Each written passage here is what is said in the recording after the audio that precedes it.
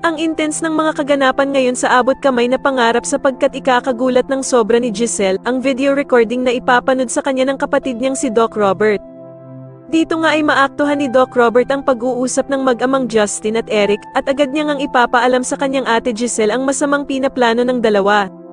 Samantala ay tuluyan na ngang lalabas ang totoong pakay ng mag-amang Eric at Justin kung bakit nila tinanggap ang alok ni Giselle na magtrabaho sila sa Apex.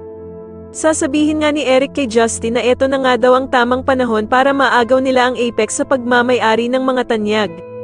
Sasagutin naman siya ni Justin na patuloy pa din nga daw talagang gumagawa ng mali at masamang desisyon ang ina niyang si Giselle dahil nga daw sa pagpapapasok nito sa kanilang mag-ama. Sa kabilang banda naman ay magkakaroon naman ng hadlang sa masasamang mga plano nilang mag-ama dahil sa may biglangang bata na susulpot sa kanila para magbigay konsensya sa mga masamang binabalak nila. Ang batang ito nga ay si Andoy na magpapabago at magpapalambot sa puso ni Justin at dito nga ay kaya niya nga ding mapalapit si Justin sa ina nitong sa Giselle sa pamamagitan lamang ng kanyang salita.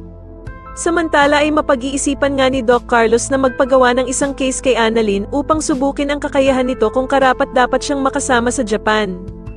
At dito nga ay biglang dadating ang isang celebrity na walang iba kundi si Madam Pokwang at siya nga daw ang special case na ipapagawa ni Doc Carlos sa kanya.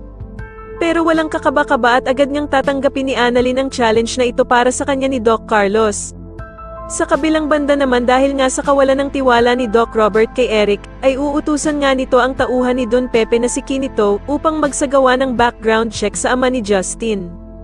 At dito nga ay agad namang kikilos si Kinito upang alamin ang totoong pagkatao ni Eric. Sa tingin nyo dito na nga kaya tuluyang matauhan si Giselle, na ginagamit lamang siya ng mag-amang Eric at Justin, mas lalo na nga talagang nagiging exciting ang mga susunod na kaganapan kaya naman ay mas lalo pa nating abangan ang mas lalong gumigandang abot kamay na pangarap. Maraming salamat po sa inyong panonood at sana po ay masubscribe nyo ako. Maraming salamat po.